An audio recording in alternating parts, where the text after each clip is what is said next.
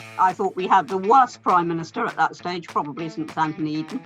We had the worst leader of the opposition in the entire history of the Labour Party. We had the worst Parliament since Oliver Cromwell. And with that combination, we were facing the most important international negotiations for 50 years.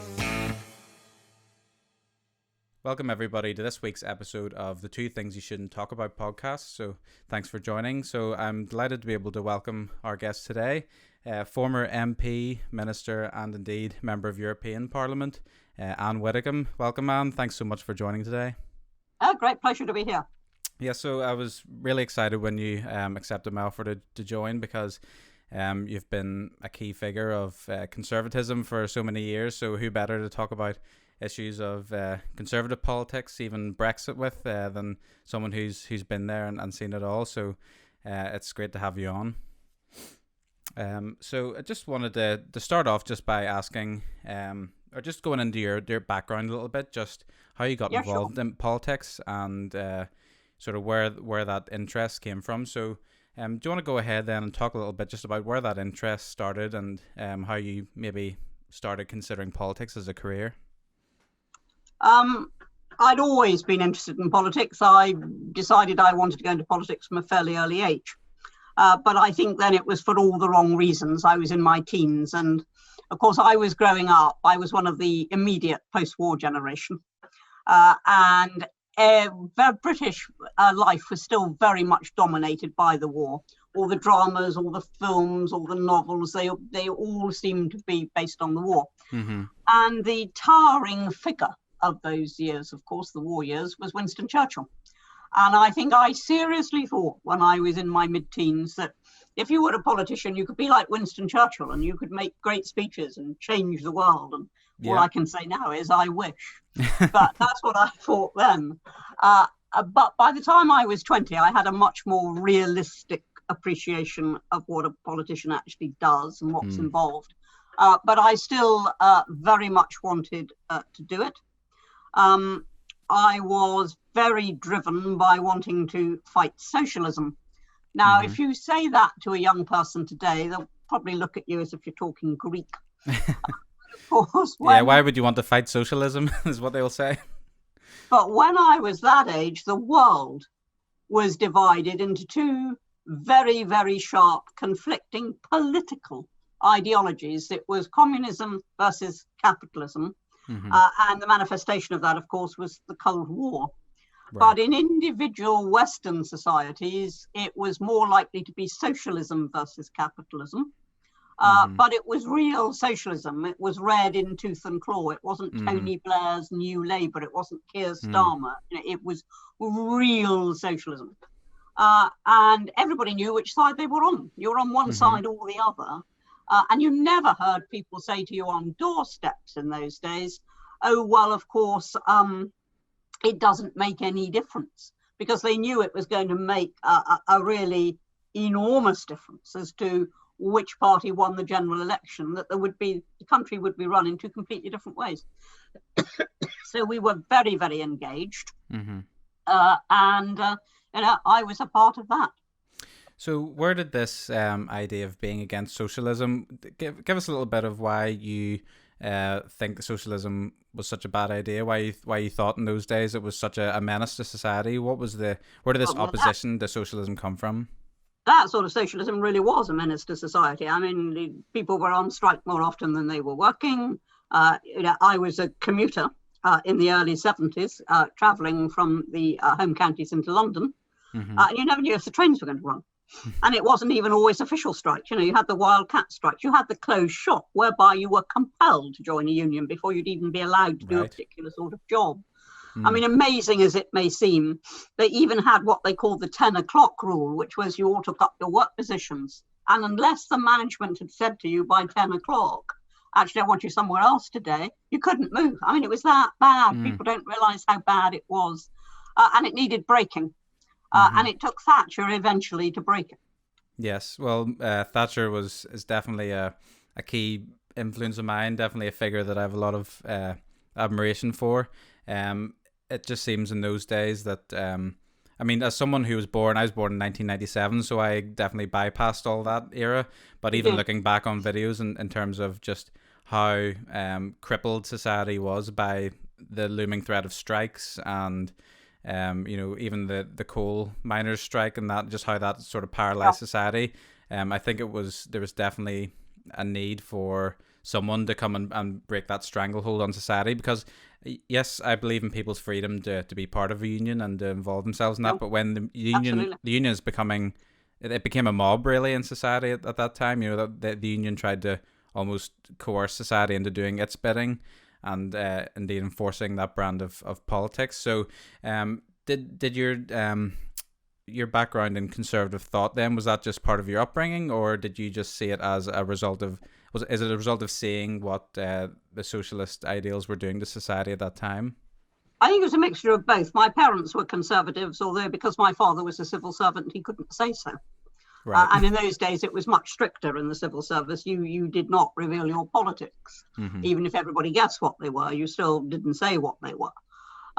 So I wasn't brought up in a family background whereby people jumped up on public platforms, but they were conservatives. But I think it was life itself that just cemented my view that it had to be the individual rather than the state, and it had to be people had to be free to work, and society had to be free to build a wealthy society, because that's the only way you have an NHS, a universal pension system, whatever it might be. And did faith play a part in that politics in any way? Well, I've always said that my idea of how a society should be run is based almost entirely on the Good Samaritan. Because, and I'm sure I don't need to remind your listeners of the parable, but effectively a man fell among thieves and he was eventually rescued by somebody from Samaria. And the Samaritan, of course, we know that he was traveling with a beast. He wasn't just on foot. We don't know what sort of beast it was, whether it was a horse, a camel, a mule, whatever it was. It carried oil and wine and bandages with which he was able to treat the man. He was then able to get the man onto his beast and take him to an inn. At the inn, he paid the innkeeper to look after him while he, the Samaritan, carried on his journey. Now, he couldn't have done any of that. He was probably a successful small businessman. He couldn't have done any of that if he hadn't been that much successful. Well, I never really thought of it that way, to be fair. Actually, I haven't thought of what would have happened had he not had the means to do that. So, yeah, it's interesting because What could he have done? Would have had no oil, no wine, no bandages, no money to pay the innkeeper. Exactly, and no beast to take him on. Yes, he had to pay the innkeeper to look after him as well. So he must have had some kind of wealth.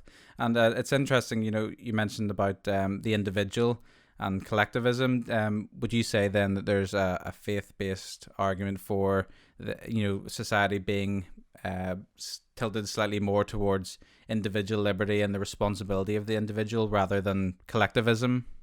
Well, I believe that very strongly, because I believe that if you see a case of need, you have a duty to relieve it. You can't simply say, I've paid my taxes and it's the state's duty. You have a direct duty imposed on you by the requirement to love thy neighbour as thyself, and to, so I do think there is a considerable faith-based case for conservatism, yes.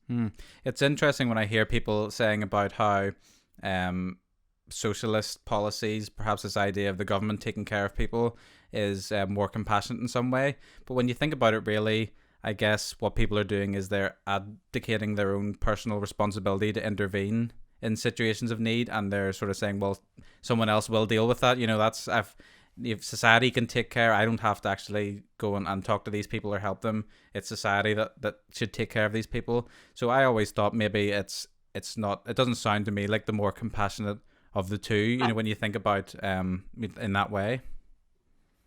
No, I mean, I think that's right. I think that during the recent COVID crisis, people have become much more aware of that. I mean, people were ringing up neighbours, were trying to see if the old folk had everything. And I think there was a much greater assumption of personal responsibility, because everybody understood that the state was pressured to within the last centimetre. It was so pressured. And therefore, it was all our responsibility. Now, my view is that is so all the time, not just when we have emergencies. Mm-hmm. Yes, and when people criticize the amount of food banks that are popping up, I actually think that's almost a good sign. More food banks would be a great thing in society, not necessarily in terms of the need of them, but in terms of people taking care of each other in that way and giving people dignity instead of having, to rely on benefits and, being on unemployment, and you see, that's to me, it's a good sign that people are actually starting to actively take care of each other. And I always hear that as a negative brought up. There's so many more food banks, but yes, the need is terrible, but the fact that more of them exist now than perhaps did even during the recession, is that not maybe a good sign that we're starting to take more responsibility? Yeah, I've got slightly mixed feelings towards food banks, because I think that once you create something, you create an incentive to to need it. Okay. And in fact, if you've got an adequate social security system running, no citizen should have to resort to food banks just to feed themselves. Now, there will always be those who, because of glitches in the system or whatever it is, do need that sort of help. Mm-hmm. But the fact that there are so many blossoming everywhere does raise question marks in my mind. On the other hand, I think, just as you've said, anything which we do for each other has got to be, by definition, a plus. Yes. That's what I'm more getting at, rather than the need being a good thing. It's the fact that I see so many people willing to step up and help, where maybe perhaps in the past they may not have done so. And yes, it's this argument really of charities' role and the role of benefits and the government social security system. But I'm sure we'll get onto that a little bit later. So your next step in your life then, once you had this, once you realized you had an interest in politics, where did you then go and pursue, becoming an MP, or what was your first steps into the political world? Well, my first step was to do a second degree. And I went to Oxford specifically so that I could get involved in the politics, the Oxford Union, of course, which is massive debating society. And indeed, all the time I was in Parliament, it was a steady trickle of people arriving whom I'd known or who had followed me in the Oxford Union. So I did that in the preparatory sense, but then of course had to go and earn a living, and did have to do that. So then politics came down to spare time. It came down to evenings, weekends, some annual leave, etc. And so I went the usual route. I was a local councillor. I held positions at ward level, constituency level, regional, then finally national level. And I worked my passage, if you like. Now, in those days, you had to. You couldn't just come along and say, I'm female and you want more women, so you put me on your list. It wasn't like that at all. You had to do quite an apprenticeship. For example, I fought a Labour seat in Burnley, travelling pretty well every weekend, certainly 3 out of 4, from London to Burnley at my own expense, having to put myself up in Burnley. And I nursed that seat for 18 months. And it was a long apprenticeship, and it tested commitment and it tested ability. And I think we've lost that now. We're looking, I don't think Boris is so much, but certainly Cameron and May were looking quite specifically at, they wanted more women, they wanted more ethnics, they wanted more gays, they wanted more this, they wanted more that. That's fine. There's nothing wrong with that, but it must be done on merit. And I saw an actual example of how this system worked. We're going back into Cameron's time. When I was retiring, my predecessor was being selected. And we were told from the get-go that we had to have an equal number of men and women in the final. And we said, well, what happens if by chance, well, actually, we didn't have to have an equal number of men and women. We had to have at least as many women as there were men. It didn't work the other way around. And so we said, well, what happens if we prefer the male applicants and we think they're better and they're more suited to this constituency? We were told tough. Right. And now that, to me, means that you end up, and as it happened, the person we selected was good. But it means eventually you end up with a parliament in which talent is lacking. And I think you can see that at the moment. Yeah, so this is an interesting argument, the one of, trying to get equal representation between all groups in society. I get it. You can't. You can't. It's, Yeah, to me, it's interesting because then, what if there's, say you have someone in a certain constituency that's female, and Yeah. or even say they're a male, and then there's someone else in another constituency, and the seats it was with a female, and they've then retired or left, and Yeah.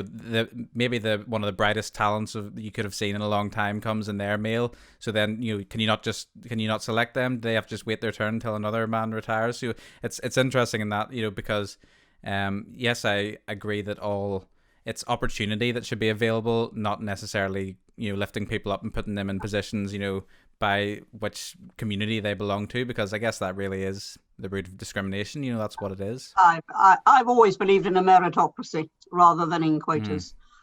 Because the Labour Party do this to an even greater extent, because they actually have all women shortlists. So if you're a man who's grown up in a constituency all your life, been to school there, then got married, raised your own children there, maybe make a success of local business there, whatever it might be, and the seat falls vacant, you can't even put your hat in the ring because it's an all-female shortlist. Now, that is just wrong. That actually is discrimination against men. Yeah, absolutely. And discrimination does, despite what people say these days, it does go both ways. And I definitely believe that. And, I wonder if someone like Margaret Thatcher, she became who she was, obviously because of the trials she had to go through in life. And I'm sure it was a very difficult, and even for yourself, it was much more difficult in those days. Oh, it was. To get selected, much more difficult if you were a woman. But, those of us who got selected had overcome that system. We had proved that we were worthy of it. Exceptional in some ways. Exceptional in some ways. Exceptional talents to be able to. I can't say that about myself, but I can say that if I looked around Parliament then, I saw far more exceptional women. You had Thatcher, obviously, but there were people like Shirley Williams, Barbara Castle on the other side. And there were people who, they were serious people who got there on merit. Now you look around, and I hate to say it, it's full of mini-skirted wonders. What's the happy middle ground, really, between opportunity and availability of opportunity for women, and indeed the being able to select them by merit?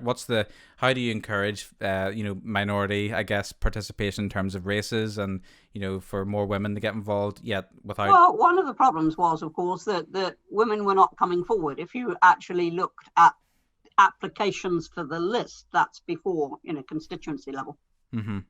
Look at applications to get on the list to become a candidate in the first place. It was overwhelmingly dominated by men, and that wasn't because the women weren't even applying. So if you then tried further down the line to even it up and make provision in their favour, then because there were so few of them, you didn't really get the pool of talent that you might otherwise have got. And so you have to ask, why weren't they applying? Well, actually, politics is a very difficult mismatch with families. And it's still the case, and I know the sisterhood will squeal that it shouldn't be, but it is still the case that women do tend to take the lion's share of responsibility, particularly when the children are young. Now, that's fine. If you've got a seat in London, you can do that, particularly if you have a cooperative husband. You can do it. Yeah. But if you've got a seat in Yorkshire, where do you keep a young family? Do you keep them in Yorkshire and not see them except at the weekends?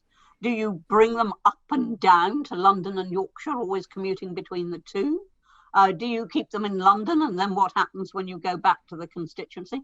Not an easy thing to manage. And that was what was driving a lot of women to say, well, if I do apply, it won't be until I brought the kids up. Do you think it's a good thing to have more women in Parliament on a broad sense? I don't care whether the person sitting on the green benches is male, female, white, ethnic, gay, straight, old, young, whatever it might be. I do not care.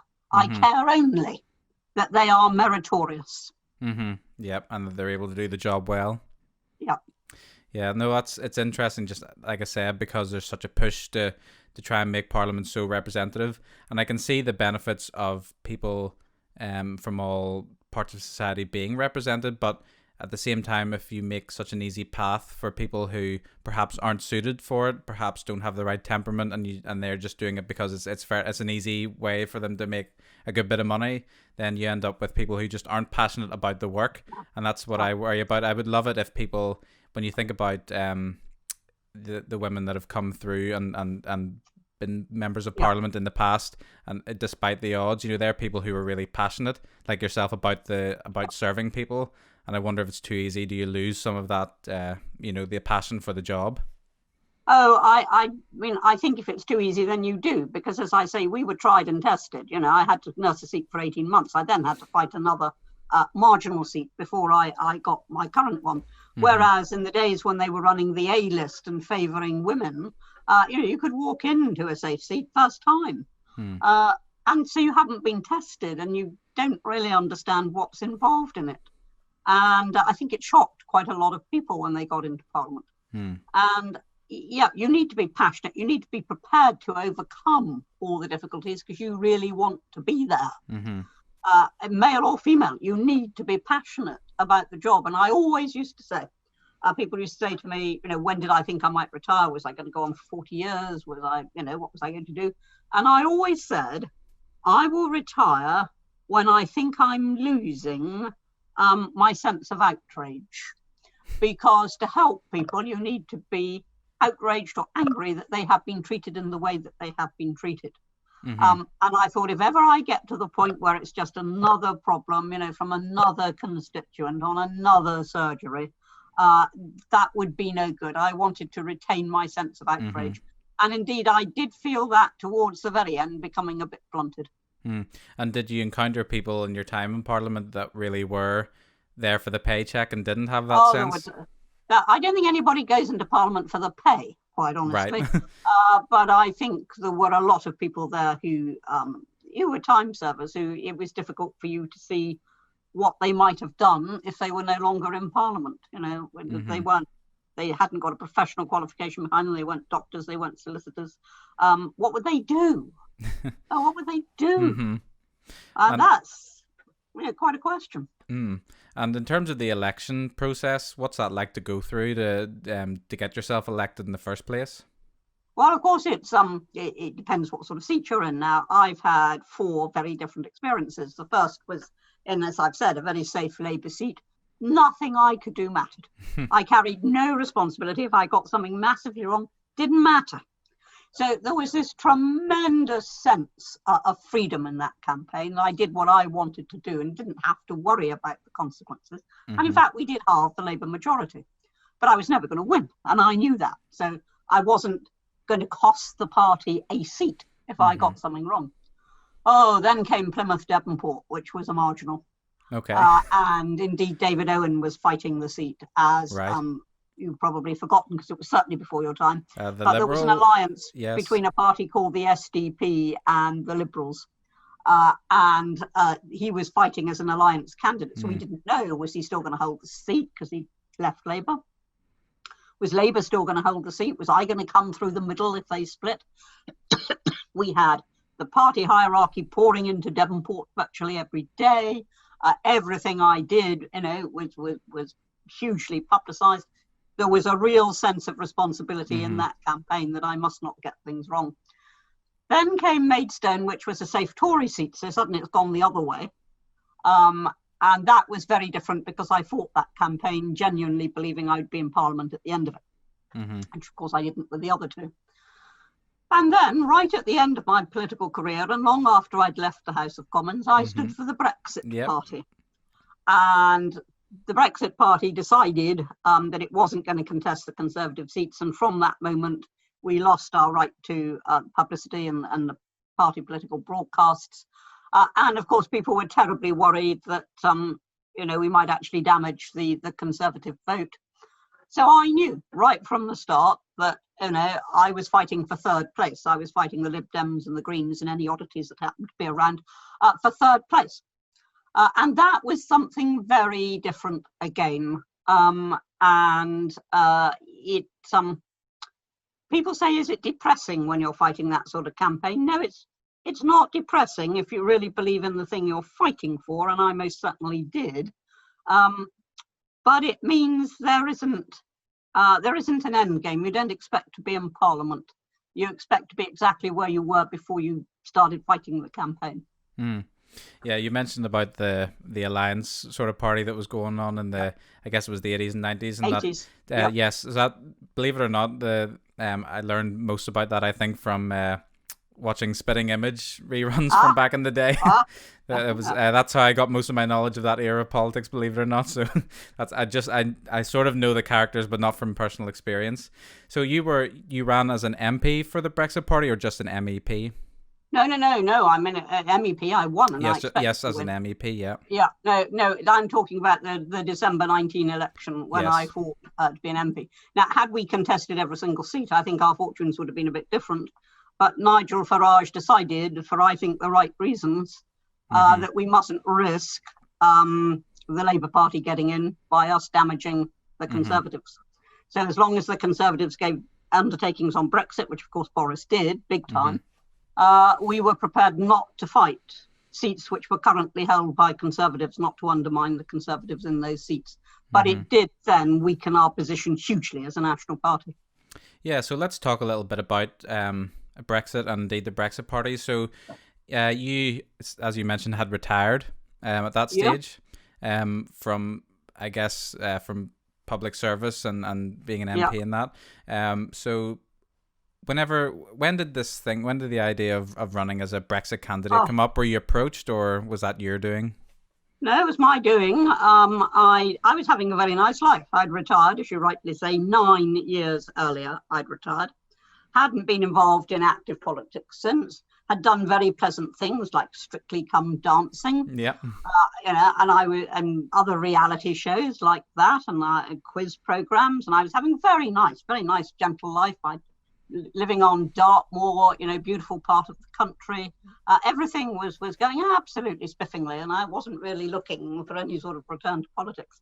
And then, of course, Brexit came up, and Brexit not only came up, but Brexit went on and on and on, correct, being massively mishandled by Theresa May. And I thought, I've got to get involved. I've got to do this. Didn't want to really, but I thought I've got to do this. And I was in a Norwegian fjord at the time. Well, I wasn't actually in the fjord, but I was cruising the fjords. And I was standing by a fjord in Flam in Norway. And I always say I stood by a fjord and I crossed a Rubicon, because I stood there and I rang up Nigel Farage before I could change my mind and said, would you like me to join the Brexit Party, and would you like me to run for the European Parliament?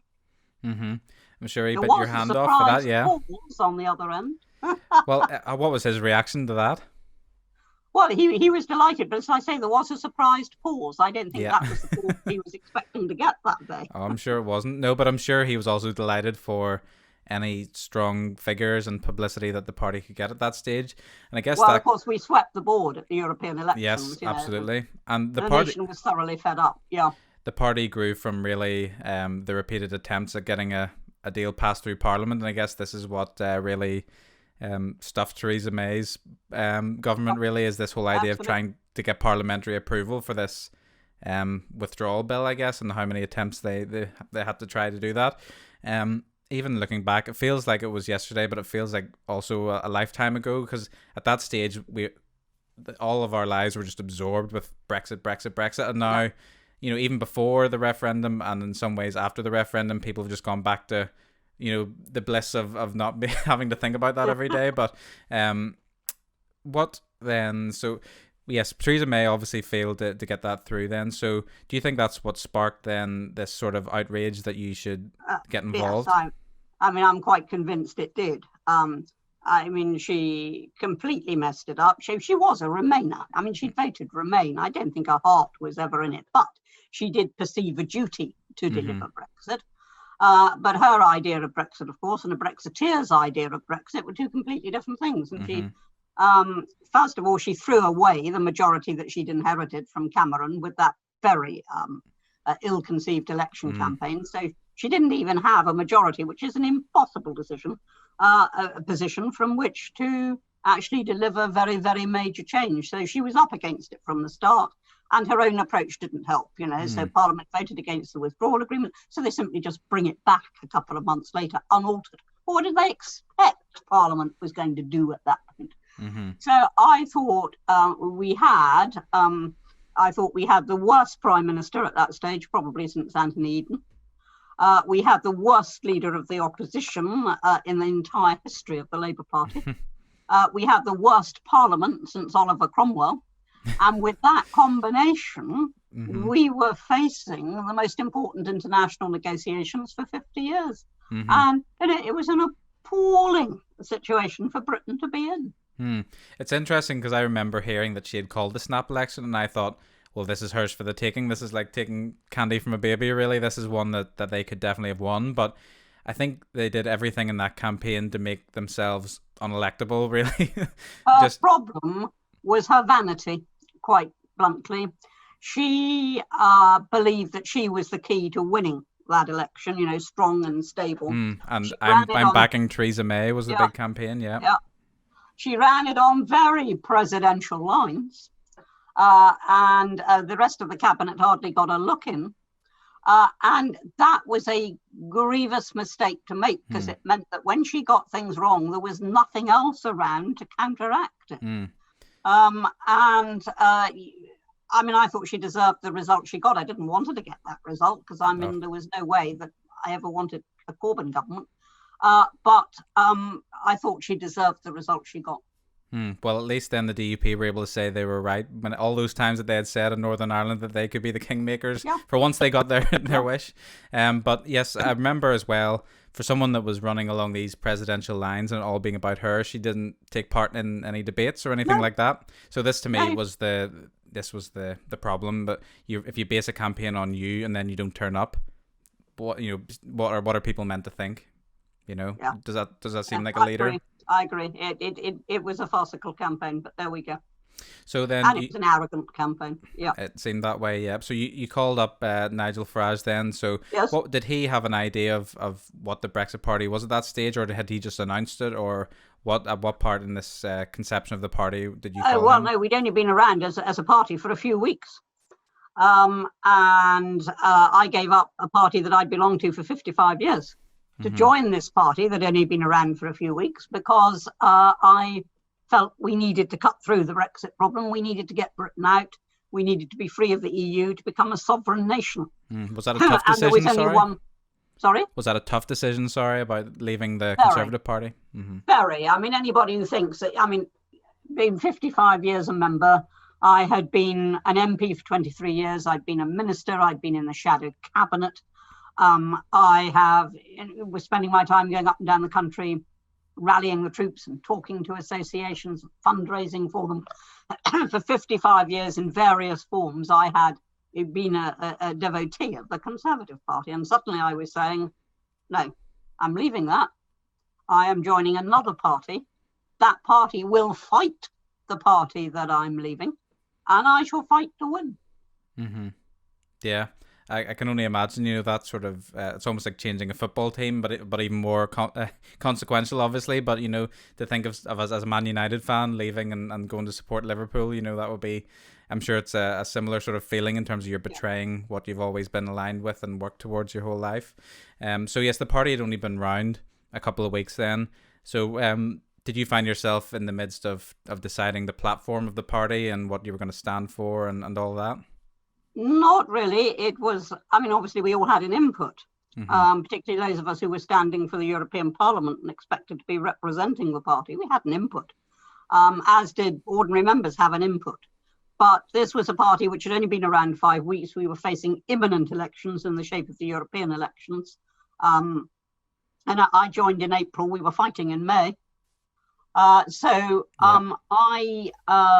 think that the party was right at that point to say decisions are going to be taken very quickly, very crisply by people like Nigel Farage and Richard Tice, and we will worry about the democratic structures when we've got through this immediate period.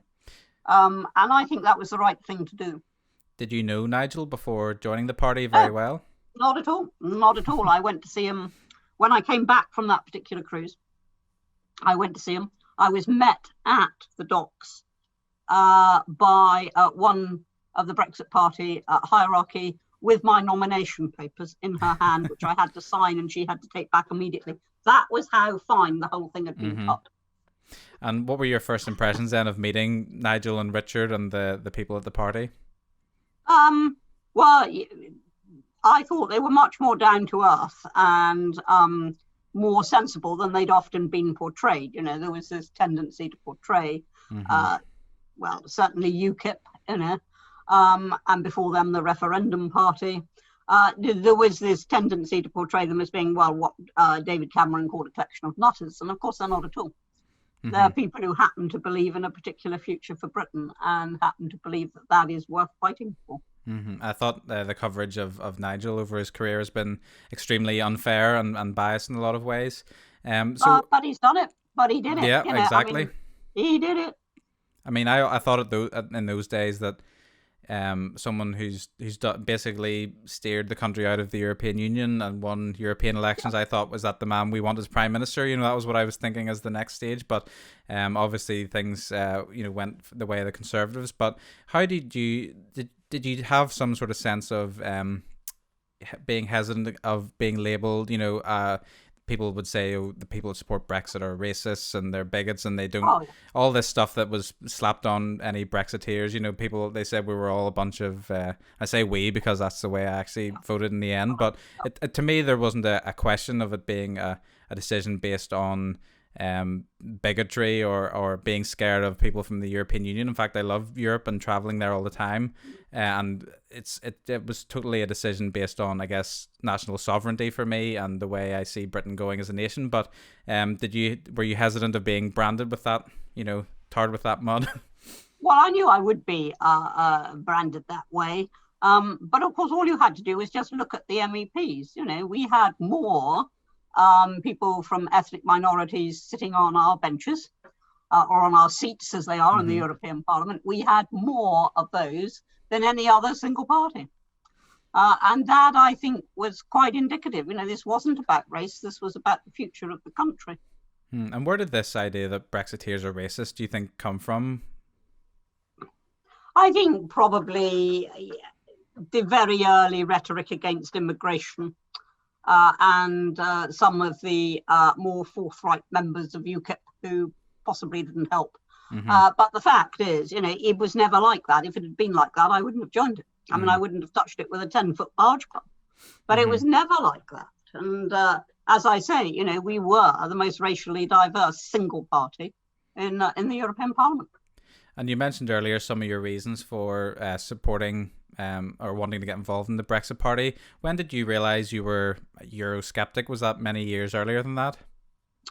No, it grew very gradually.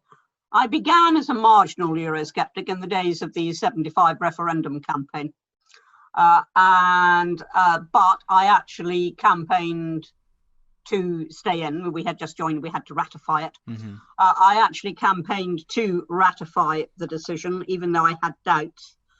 Because I saw this then as the future. We'd gone in, didn't seem to me that we should come out, we should give it a good try, etc. But what really started the path to serious disillusionment, as opposed to marginal doubts, was when I became a minister.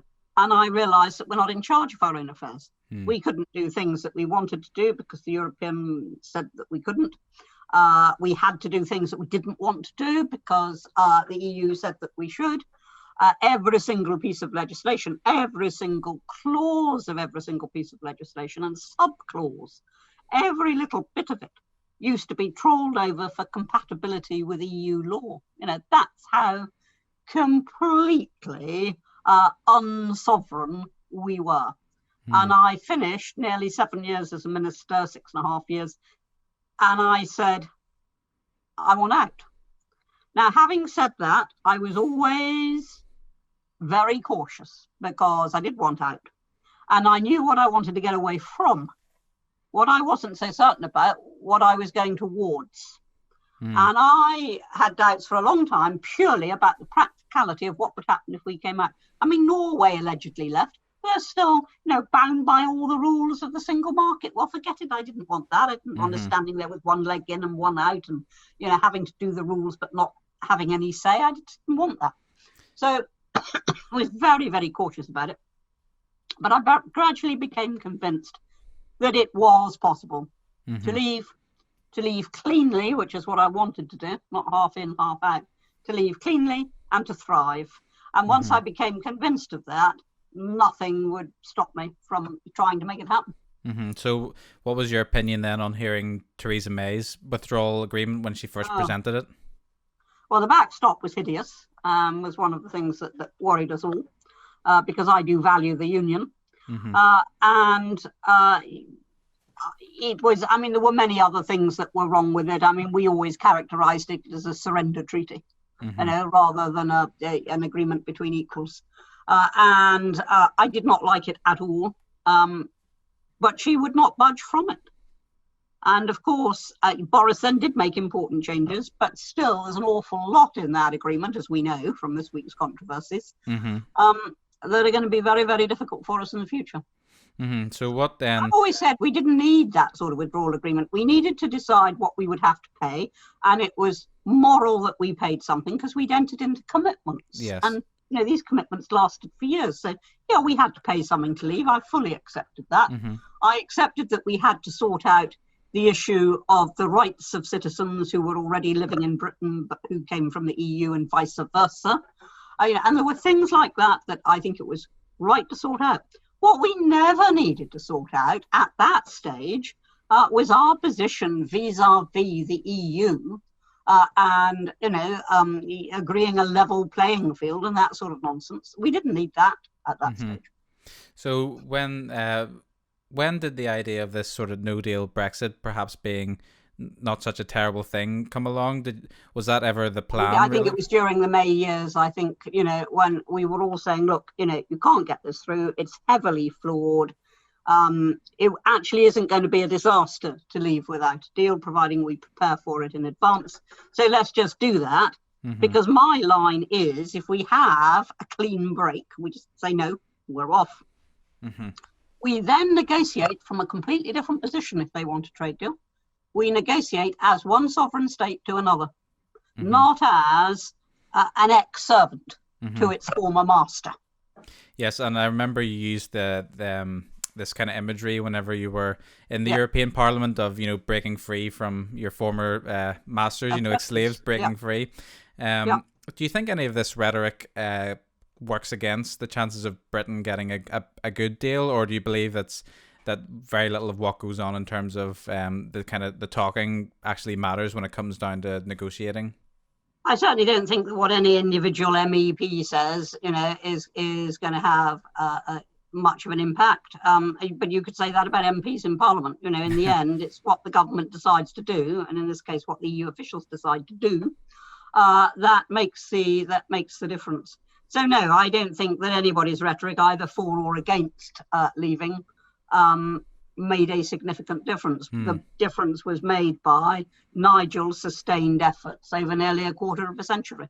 If he'd just given up and gone away, we would still be there. I think for me, the low point of all that process was that kind of disgraceful night in Parliament where they all marched into the Lords, really, and John Bercow was sitting on saying, "Oh, I don't support all." That was I think that to me was the low point, because that sort of showed how low all this had dragged the institution of Parliament, really. I mean, we were a laughing stock in the world. We were an international laughing stock. There's no doubt about that. Was that tough for you as an ex-MP to see how that was going? Yes, it was. Well, it was less tough. I would say more frustrating. And I couldn't quite believe what was happening. But when people said to me, did I wish I was still there? I used to say, no, certainly not. I was going to ask that, yeah. Last thing I want. Yeah. So what about leadership and yourself? You obviously, you sort of toyed with being leader of the Conservative Party and ran for that. Is that something you aspired to? I didn't in the end run for it, but I certainly wanted to. But the way the system worked was the MPs at Westminster reduced the list of candidates to 2. And then the country decides. Now, if it had been the other way around and the country had been able to select the last 2, nothing would have stopped me, because I was getting huge support from the country. I mean, it was coming in swathes. And we were overrun with emails and letters and phone calls and everybody saying, please stand, please stand. But I just did not have the support at Westminster And I knew I couldn't make a credible bid, so I put my weight behind somebody else. How do you think things would have gone in the country had you been Prime Minister? Was that something also you aspired to be, you know? Okay. Very differently. But we'd all think that, you ask any member of parliament, well, if you'd been Prime Minister, would it have all been different? You won't get anybody saying no, at least I wouldn't expect you to. Yeah. I would have made the country, for a start, face up to the fact that the NHS has never been capable of meeting every last demand that is made upon it, that it never will be, and that if you don't want what we've got at the moment, which is a 3-tier service, whereby the people on the top tier either choose to go private for reasons that are good to them, or they do get first-class NHS treatment. And on the second tier, you've got those who don't get their NHS treatment because there's a postcode lottery, or the particular procedure they want isn't available, or NICE hasn't licensed the drug or whatever it might be. And they don't choose to go private, and they don't want to, but they can. But on the third tier, you've got people who don't get their NHS treatment. And if they starve themselves for 6 months, they still wouldn't be able to afford private treatment. They're the very people for whom the system was set up in the first place, and they're totally dispossessed. Okay, so that's what we've got. What would your idea have been then to sort of to change that? The first thing I said I wanted was a national debate, cross-party, interdisciplinary, involving users, practitioners, academics, whatever it might be. Big cross-party debate, looking at all the things we could do, looking particularly at what other countries who've been successful do. Looking at that, asking, therefore, what we could do, then ask, out of all those choices, what we should do, and then ask the biggest question of all, which is how the dickens we get there from here. Now, I wanted that debate, and I wanted all the ideas in the melting pot. I didn't want to say, here is my prescription, and this is what we're going to go down, because I think that there are, for example, one of the things I favoured at the time very strongly was giving work places the same incentive to produce private healthcare for their workers as the state gives them for producing pensions. Now, if there's a pension, then the employer pays, the employee pays, the government pays in terms of tax relief on both of those. And before the Gordon Brown raid, the government also paid tax relief on the pension funds. So I said, right, now, that's what happens if somebody wants a pension. But if they want health provision, first of all, it's taxed as a benefit in kind. The employer and employer treated tax-wise as if it was a cash benefit. So what I wanted was to have something analogous to the pension system. But of course, since then, two things have happened. The first is the pension system is no longer so highly regarded because of the Gordon Brown raid. But the second thing, which none of us could have foreseen then, has been the huge growth of the gig economy. Yes, whereby so many people are self-employed, casual, or 0 hours, whatever it might be. And that rise has meant that sort of scheme wouldn't reach an awful lot of people. So, if I'd said that I was definitely going with that at that time, and I'd been in a position to, I would have been wrong. That's why I want the full debate. Yeah, absolutely. So, just to finish off, then I wanted to talk a little bit just about your faith background, and I've heard before about that you decided to move to Roman Catholicism from being an Anglican. So what inspired that move to swap between the churches? Again, it was over a very long period. It was a gradual period of disillusionment. I was brought up an Anglican. Now, when I say that, I don't mean just a woolly Anglican.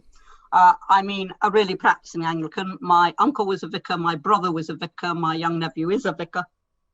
Long Anglican tradition. Then I went to university, got involved in the Billy Graham Crusades, still very, very much an evangelical Anglican. And then I went through a period of agnosticism. And during that time, I observed the Christian church from afar.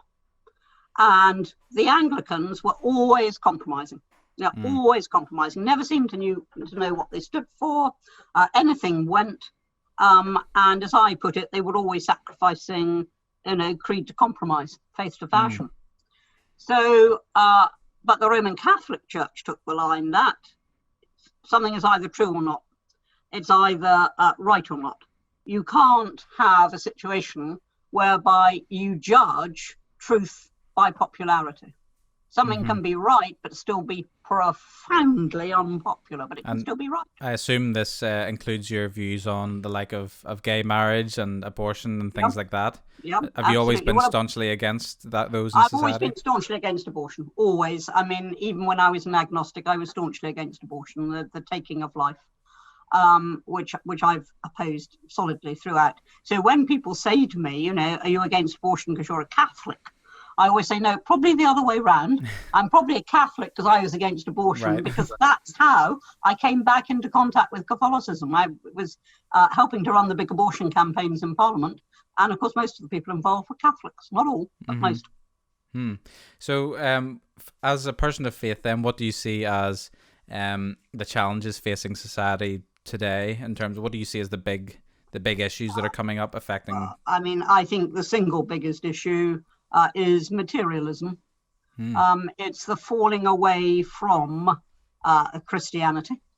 For example, when I was growing up, you asked a young person what they wanted to do. They would say, I want to be a teacher, I want to be a doctor, I want to be a lawyer, I want to be this, be that, be the other thing. I want to be. Now it tends to be, I want to have. Interesting. And I asked a young relative the other day, I said, what do you want to do? He's in his early teens. He said, I want to make money. And I thought, hang on. And he was amazed when I said, well, look, if I was out on a date with you and you said that to me, there wouldn't be a second date. And he was absolutely amazed by that because the values now are different. And I once, when I was an MP and I was talking to a sixth form group, I asked them, I said, well, you're at the end of your life and you're looking back, you're a very old lady, you're looking back. Would you rather have been Mother Teresa or Jordan? And the conclusion was, they knew they should say Mother Teresa, but the truth was Jordan. And I think there's a complete failure to understand the spiritual. Great fascination with cults, of course, but a complete failure to understand the spiritual. You hear a lot of people talking about being spiritual, but not really. It's very different to be spiritual and to have a spiritual side and to be a person of real faith. And I know you've said a lot before about even the like of the abortion and gay marriage in terms of your articles and your work and stuff. Does that include then things like transgender rights and things like that? Do you have an opinion on those kind of issues too? Yes, and this is like abortion. I would have this opinion no matter what faith or no faith I had. My line about transgenderism is we are all born men or women. We're one or the other, and you can't suddenly decide you want to be another. But there is a very, very small group of people who believe that they're in the wrong body. Science has made it possible for them to change, and they do so. That's their decision. Doesn't mean I approve of it, but it is their decision. That's very different from saying, as we are now, oh, well, every 5-year-old can decide whether they want to be a girl or a boy. That's worrying. It is the grossest nonsense. And, I don't even say it's the grossest immorality. It is just massive nonsense that you can decide what you want to be just by saying it. Do you believe having strong views on these issues alienates people from the faith, or is that less important than holding true to the truths you believe? Well, I think you've got to. St. Paul said we believe and therefore speak. Christ said we mustn't hide our light under a bushel. And my enemies have accused me of many things in my time, but never yet of hiding my light under a bushel.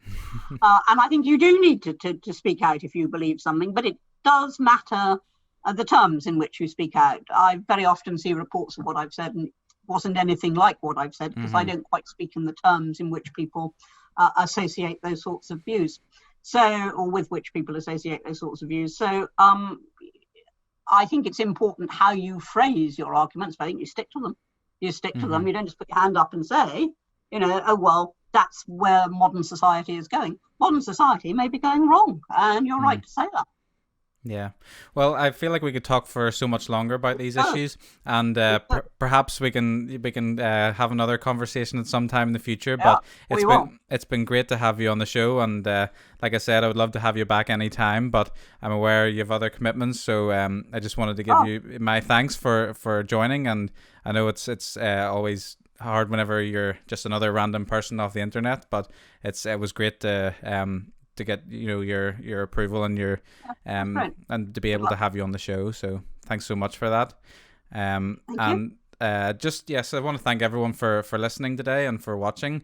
And just remind you all to like and subscribe if you like this content, and drop a comment if you want to see another conversation between myself and Anne, and any thoughts you might have on what we discussed today. But until next week, thanks so much for joining, and yes, I'll see you next time on the 2 things you shouldn't talk about. Thank you. Thank you.